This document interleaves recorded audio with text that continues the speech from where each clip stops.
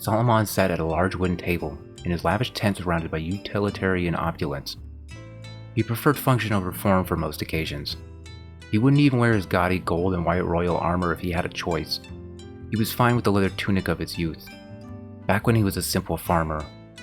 But he knew that his station required a bit more pomp. He couldn't complain. He chose this long ago. When he awakened, he was just a child living in a remote almond farming village. He hid it from his family, knowing how almonds viewed Enders historically. He trained himself day and night, even back then, knowing he would one day attempt to overthrow the king. He worked towards that goal since the beginning of his awakening. He joined the army, then the royal guard, to one day challenge the king face to face. The Almond Kingdom wasn't his end goal, though. No, he wanted all of the eastern portion of the continent, to establish the biggest kingdom in history, a flourishing one that lasted hundreds of years, one that could become the center of trade and culture throughout the world. And an Ender would build it. He knew he didn't have much time to do that. Enders were famous for multiple things, one of which was their short lifespans and catastrophic deaths. Forced drafts, slavery, destroying cities, all of it was a small price to pay to accomplish that goal. Aside from that, for Enders, there was no heaven or hell. He snapped the book he was reading closed and set it on the table next to a stack of them. He was researching the chain tattoo, more specifically, an Ender named Thorn. He gleaned more from his stolen memories than he had from any of these books. Apparently, the chain weapons were a running theme through his past lives as well, but that was about all he had learned. No tactics or strategies, no history he could exploit. He wondered why the Dravia bothered to hide who he was as well as they did, if there was no information on the Ender to be found anyway. He supposed it was a moot point. If Wolf wasn't dead, he was surely too weak to do anything. He wouldn't have been surprised to hear an explosion ring out from the Dravian camp, caused, no doubt, by an out-of-control Ender. It was late morning, his men had taken the field already. He thought to perhaps join them. He looked at the ostentatious armor on its rack, and sighed. It was times like this he wished he had a squire. Lilandra rolled out of her borrowed bedroll groggily to an increasingly warming morning. Her muscles felt like little needles were buried in them. She coughed, her throat sore and bruised, a deep purple. Her cheek and lip were swollen at an angry red. She had collapsed into the blankets near a campfire late last night after returning from the battlefield with Wolf's body. She was unsure if they had saved him, exhausted as she was when she and the small coven pulled him from the sands. Several other coven members had settled around the campfire last night after they had dropped the Ender off in his tent. They were nowhere to be seen now. All the blankets lay abandoned around her. She tried to slough off the weariness as she prepared for the rough day ahead. She left the blankets lying there as the others had. Before she returned to the mage's line, she had a stop to make. With a heavy heart, Lilandra steeled herself as she walked towards the Ender's tent. The guards still ringed it. They seemed off somehow. Less aware. Less alert. She walked up to the guard in front of the tent's entrance flap. He looked at her, their eyes meeting briefly. He motioned her entirely. She had no recollection of the man, but she supposed they had met last night. A woman in her late 20s with short brown hair sat behind a large table. Dirty tear stains painted her face, her large brown eyes puffy and bright. On the table lay Wolf, taking deep, ragged breaths. 3 healers ran circles around him, their features obscured behind the thick cloth aprons and masks. They dipped gauze in liquids and smeared them onto the open wounds. She gave a momentary look around the room, trying to find a spot to stand out of their way. She was shocked to see more of the small coven there. Apparently, she wasn't the only one who was curious. What surprised her more was the fact that only a singular, unarmed guard was in the room. He stood next to the sitting woman, almost as if he was guarding her. Her still collar and simple clothes clashed with the guard's presence. Moving out of the way, Lilandra stood next to one of the coven girls. She looked at Lilandra as if she wanted to say something, but no words came out of her opening and closing mouth. They both turned their attention to the healers and the Ender. The witches were useless here. No magic could heal wounds caused by an Ender's weapon. They had to rely on bandages and disinfectants now. The Ender was in rough shape. The right side of his face was a black lump. Charred bone poked through the flaky skin. His cheek was gone. Blackened teeth were visible in its place. His ear had been cleanly shaved off. The hair on that side burned. The left side still hung in his battle braids. A cavernous hole leaked green-red liquid where his eyes should have been. His abdomen was a mix of yellows and reds with large boils running up it. Chain marks seared his flesh. Interestingly, the tattoos broke the burns on his chest up, as if they protected him from his own chains. Wolf found himself spinning. He felt weightless like he was underwater. He tried to open his eyes, but everything remained black. He panicked and tried to scream. Silence. Stillness permeated the darkness. Suddenly, streaks of silent red and orange lightning shot through the darkness. They seemed to slice through the abyss towards him. He saw smiling faces he didn't recognize. People overlapped the blackness, breaking the silence with their laughter. He heard one of them say, "Thorn?" He sat at a table of plain, rough wood inside a small cabin made of stone and mortar. People surrounded the table. Some sat, others stood. The small cabin didn't seem large enough to house so many people, and the table was not big enough to seat them all. He was there among them, but they seemed distant, far away from him. A gentle din of voices surrounded him, as they all smiled genuinely, and laughed heartily as they talked among themselves. For some reason, the noise comforted him. A warm, small hand touched his, and he looked at it. He was surprised to see such a dainty, soft hand, but was more so not to see the chain tattoo and all the scars. His small, dark, tan-skinned hand was now large, pale, and unblemished. He looked into the face of the one who had touched him. She was a small, delicate woman with fair skin and blonde hair. Her deep blue eyes looked into his questioningly, as she said again, "Thorn?" Memories ripped through him. Thorn was his name, but not his. It was given to him by his people, after. The memory slipped away and he saw the briar. For the first time in his life, Wolf saw the briar. He knew it existed on his left shoulder, but had never taken the time to look at it. He hadn't had a mirror in the fighting pits, and when he was taken to the capital, he would have rather spent his time learning what he wasn't able to before, namely, reading and writing. The twisting thorny vines wrapped around themselves. They began to glow an ember orange and tremble, slithering into a tighter knot. Leah sat in the enter's tent on the lavish wooden chair used to write his journals. She had been up since late last night, fetching the healers whatever they needed. She had been summoned when Wolf had been brought into his tent, and had arrived shortly before the witches had left it. She had been the one to move the table, with the help of Caled, the guard standing next to her. They had been the ones to place Wolf's body upon it. They were the ones who put the steel chains that bound him to the X back on. Her mind wandered to things she tried to ignore, only for her mind to wander to another dreaded subject. Her fate was tied to this man, and she couldn't help but hate him at this moment, despite her worry over him. The healers rushed back and forth. This was the third set to have come in now. She tried to pay attention to them and their actions. Her tired mind wandered and had to be prodded to stay on task. She hadn't even noticed the members of the witches' coven standing in the shadows, out of the way of the healers. Wolf's tattoo pulsed, and the healers moved away from him with audible gasps. One of them almost ended up in Leah's lap as they stumbled away. Wolf shot awake, his tattoos lighting up for a brief moment, the chains on his wrists jingling as they rattled. He pulled against them for a second before coming to his senses. He looked around the room. His gaze met the healers. He said, "Out," to the healers in a curt tone. They didn't move, and he said it again, louder this time. They quickly moved to the exit, and Lalandra moved to follow them with the witches. Wolf stopped them with an outstretched hand. He said, "Sit," as he motioned to his chairs in bed. He motioned Leah over to him as he slid over to the edge of the table. She stood quickly, but walked over to him meekly.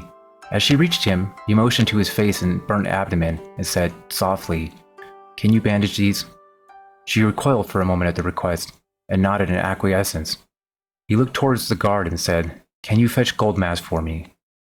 The guard looked as if he would protest, but he left without a word. He looked next to Lalandra, his good eyes serious and somber. In obvious pain, he shifted his weight so he could face her. "I need your help," he said. He waited until Leah was done bandaging him. Then he asked her to get him some supplies, before he continued his conversation with Lalandra. Goldmask entered the tent with a little fanfare. The way he carried himself spoke of a certain fear. Lalandra wondered if the priest thought the Ender meant to kill him as a last act of revenge for keeping him chained for the majority of his life. A tired guard and another from outside the tent entered with him. The tired guard now had a short scimitar strapped to his waist. Wolf eyed the man in the golden mask. his eyes slipping to Lilandra, then back to the man. She began to steeple her hands in anticipation of casting a spell. Goldmask stepped forward, towards Wolf. His guards followed, stepping next to her. "I have a plan," Wolf said bluntly. The man in the golden mask turned his head, questioningly. "Well, out with it then. I don't know how, even you, could salvage this," the man said sternly. Wolf nodded his bandaged head toward the guards flanking him. "I don't know if we should include everyone," he said. Goldmask flicked his wrist, and the guards left the tent. He motioned to the witches, looking at their uncovered faces. "And them?" the man in the golden mask said. Wolf replied, "They are part of the plan." Khalid al-Khuri stood outside the tent's entrance, his palm resting on his short sword. He didn't think he would need it, but he kept his hand on it all the same, mainly to keep himself awake. Last night was restless and traumatic for Leah and him both. He hadn't managed to get any rest since he was rudely awakened. As the main guard who had kept Wolf imprisoned, he had grown to respect him despite their roles. It was a complex relationship, one born of necessity and forged in their circumstances. Khalid had a loyalty to his kingdom and his duty as a guard, but there was an unspoken understanding between the two of them. They both recognized the harsh realities of their world, the compromises they had to make to survive. In the midst of all the violence, Wolf had treated him with nothing but kindness. He knew that one day the Ender would die a horrible, violent death, but he had never expected to see the results firsthand. He couldn't help but wish he had the key to set him free, to scream at him to run, but a piece of him knew there would be no escape for the doomed man. Khalid saw Leah walking towards the tent. A big bag was slung over the woman's shoulder. She carried a large platter of food. When the Ender asked him to fetch Goldmask, he thought that the man had meant to return to the battle. This confirmed it. Khalid met her at the tent flap. Their exchange was brief, their words laced with unspoken emotions. Goldmask exited the tent. He said nothing as he drifted into the shadows of the camp, sinking back to his cabal of neophytes. Khalid watched the man leave. Perplexed at his exit, he neither gave Leah or him leave to enter the tent. He hesitated for a moment before pulling the flap open. A young witch greeted him by practically pulling him into the tent, her soft touch and delicate features at odds with the bruises on her face and neck. Something burned in her dark eyes that Khalid was unsure of. Conviction? No. Sadness, maybe. He noticed the chains were undone on Wolf's wrists. She motioned Leah in with hurried hand gestures. As Leah followed the motions into the tent, the young witch said, "Finally, everybody's here." Wolf looked at Leah and said, "You have them?" The servant girl nodded once as she set the platter down. She slung the bag over her shoulder and handed it to him as she said, "Why do you need 3, God Wolf?" Wolf ignored her question and set the bag down on the table next to the platter as he said, "Lilandra, were you able to get them?" Lilandra proudly said with a smirk, "I told you, it wouldn't be a problem." She pulled a ring of keys from her pocket and handed them to him. "Thank you. I just met you, and I think you've done more for me than anybody else in my entire life," he said as he hopped off the table.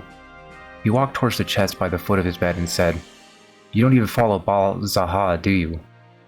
Lilandra seemed to consider her answer carefully amidst her current company. Wolf seemed unbothered by her delayed answer as he opened the chest and kicked the bottom. "Isla isn't known for our religious fervor. The only higher power we admit to is the deserts," Lilandra slowly replied. "Suits me fine," Wolf said, not looking up from the chest as he pulled a false bottom out of it. "I never wanted anyone to worship me anyways, as a weapon or anything else," he continued frankly. He pulled a small lockbox from the chest and threw it on the table with a thud as he walked towards his writing desk. Khalid was taken aback by the box. He had been in Wolf's transient tent for better parts of years and had never seen it, nor did he know the chest had a false bottom. Wolf grabbed his journal off the desk, slapping the pages shut. He bound and locked it with leather straps. He threw the book at Khalid gently. It bounced in his hands in his tired state before he managed to clasp it firmly. "What's this, God Wolf?" Khalid said awkwardly. Wolf walked up to the table. He grabbed the lockbox and handed it to Khalid. "It's the key. The key to everything of value I managed to scrape together in my entire life. It's yours now," Wolf said as the metal box traded hands. Leah watched the exchange confused. Everything about Wolf had changed. He walked almost tenderly compared to his previous, purposeful stroll. He talked casually, when before, words seemed painful, She had known him for years and had never known how he had felt about the Baal Zaha religion that bound him to his duty as the kingdom's chosen weapon of protection. Wolf pulled the keys Lilandra handed him out again. As he walked towards Leah, he clicked through them until he found a dull, dirty silver key. He gently straightened the collar around her neck. He clicked the key in and released it. He clicked the collar shut again and threw it in an arc across the tent. It bounced across the fine carpets, coming to a rest against his desk. He turned away from her wordlessly. She grabbed him from behind, pulling the short man tight into a hug as she cried silently. He touched her hand and said gently, "Don't. I could have. I should have done this sooner." She let him go, overwhelmed by emotion, overwhelmed by what this all meant to her, what this meant for him. He grabbed the bag off the table, flipping it open, and he dumped the contents. Out spilled the brightly colored mystic's veils and witches' robes Leah had collected, along with a single leather corset. Wolf handed one of the witches' outfits to Leah, then another to Caled. "Better get dressed," he said. "Your caravan leaves soon." He turned to look at Lilandra. "Can I count on you again?" he said. She replied, "Of course, I have a friend who is also headed back to the capital." Wolf looked at Caled. "Don't open that on the caravan. Get out of the capital as soon as you can. Alma will head there next if I can't stop them here. Head to Islaror territory if you can. Take care of her," he said. Wolf watched Lilandra lead Caled and Leah out of the tent, dressed in the Islaror witch's finery. They were headed to a caravan headed back to the capital that he was sure was forming right now. He waited a bit before he grabbed the leather corset and witch's outfit he had prepared for himself. He looked at the two witches remaining in the tent. He said to them, "Can you make sure everything is ready? I need a moment by myself." They left with nods of agreement. He looked the red veil over for a second, his attention drawn to the silver slave's collar by the writing desk. He walked over to the desk, looked at the books lined up on the back of it. He would never get the chance to read them. On the table lay Caled's uniform and scimitar, Leah's dirty dress, and the empty silver platter. Wolf had insisted on stuffing Leah's bag full. The food was one of the things that went into it. He swept the uniform and the dress into his hands. He stuffed them into the still open chest and closed it. He looked around the tent that was his home when he was away from the capital, which was almost always. He knew no living person was in the room with him, but next to him stood a ghostly fair-skinned blonde-haired woman, her deep blue eyes staring, dead ahead, a faint smile on her lips. Around the room, ghostly figures laughed silently, talking among themselves with words only they could hear. They paid him no mind. He had never experienced memories of Thorn's life before now. Most of his previous lives' memories he had seen involved war. They're focused almost exclusively on using the chains as a weapon. But now, he felt like the two were merging. Happy memories flooded him, much different to his own life. A happy childhood. No ender weapon in sight. No mention of them. No blood, or the smell of burning flesh. They sang to him a sweet lullaby. He wanted to close his eyes and let the sweet dreams wash over him. He knew that meant death, and he wasn't ready yet. He fought against their embrace with his own memories. The days in the pit when he was called child, before he was sent to fight someone or something to the death. Before the name Wolf, before the tattoo left its mark. Before the weapon. He pulled the leather corset onto himself, pulling it tight, hoping the pain would pull him back to reality. He felt nothing, his body blissfully numb. As Lilandra left the tent, she held the flap open for the guard and servant girl dressed in the vibrant purple that marked them as witches of Islaror. The mystic's veil covered their faces, leaving only their eyes exposed. The guards ringing the tent paid them no mind, to which she was thankful. She led them over to where Wolf had thought the caravan would be forming. She wasn't surprised to see that the Ender was right in his assumptions. Goldmask, upon hearing of the Ender's plan, formed the caravan quietly to evacuate. Lilandra saw the capital witches in their bright red clothing forming up next to a covered wagon. She had expected most of them to return to the capital on the caravan, but was surprised to see that all of them seemed to be there. She walked towards them, unsure which one was her friend. She heard the older woman giving orders before she saw her. Lilandra approached her, asking if her two young apprentices could travel with the witches. She was stubborn about it at first, but after some prodding, and Lalandra reminding her of their shared experience on the battlefield, she relented. Lalandra saw her 2 apprentices onto the wagon, reminding them loudly about their vow of silence, just as the 2 looked like they were about to say their thanks. She hurried back to the Ender's tent, not sure how they could pull off his plan, but eager to be done with it. She returned to an unexpected sight. Goldmask stood in the shadows of a tent, opposite the Ender's tent entrance. A group of neophytes huddled around him. They looked towards the tent entrance with rapt attention. She stood by a tent, trying not to catch the attention of the cultists, as witches in various colors began to form around her. This was her impromptu conclave from the other night, minus a few witches who were either evacuating or busy. Lalandra figured the 2 witches she left with Wolf must have gathered them, as they now stood next to her. Lalandra waited there for a moment before asking, "Is this all of them?" One of the girls responded, "All of the ones we could find." She walked towards the tent, motioning the other witches to follow her. She cracked the tent flap open. Wolf sat on the table again, facing the entrance. He was dressed in the royal red of the capital. His small figure, when covered, looked almost feminine. 2 scimitars hung on his side, breaking the illusion somewhat. She led the group into the tent. They circled around him as he hopped off the table, their faces expectantly drawn to him. "Thank you all for coming. And for the other night," he said. "I'm not sure what all of you have heard before you agreed to come here. I'm going to let Lalandra explain the plan. But after that, if you want to back out, I won't blame you." Outside the Ender's tent, a tension ran through the Dravian camp as a partial retreat sounded. The Almond King had long since joined the battle. Confused soldiers left the front line as parts of the Dravian camp packed up to leave.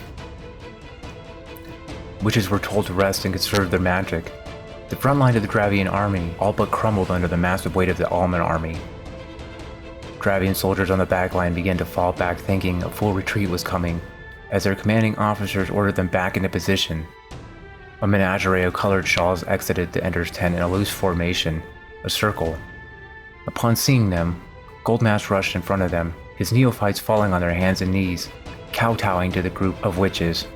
He raised his hand and said, "These faithful wish to serve you in this moment." He motioned to the huddled mass. He looked at the guard ringing the tent and raised his voice in command. "You all should serve these witches in this battle too," he said to them, then continued in a fatherly voice. "Go on now, farm around them." The guard was confused, unsure if they should follow the command. They traditionally never left the Ender's tent, not to protect him, but to protect the camp from him. Goldmask muttered loudly, irritated by the guard's reaction. His followers swarmed around the witches, forming another circle. The guard realized one at a time that the priest was, indeed, serious, and began to form around the neophytes. The man in the gold mask turned around facing the battlefield. He searched his pockets, and realized his keys had vanished as he found what he was looking for, a small, red horn. He looked over his shoulder at the group of witches, suspicion in his eyes. He pulled the mask off as he faced back around. He blew on the horn, and a weird metallic howl echoed out of it. Every child of the desert knew the howl. It was a death sentence.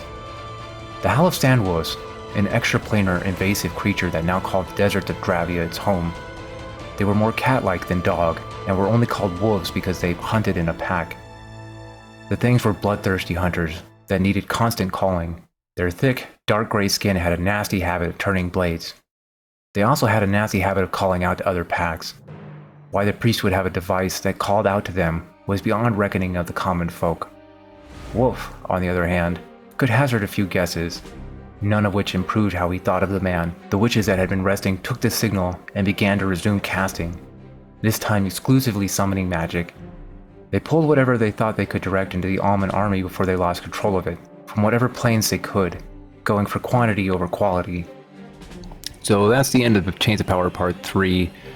Before you click off though, think about maybe clicking on one of these playlists. And also, if you want to hear the rest of the story, subscribe. Click that bell button so you get notified. And thank you for listening.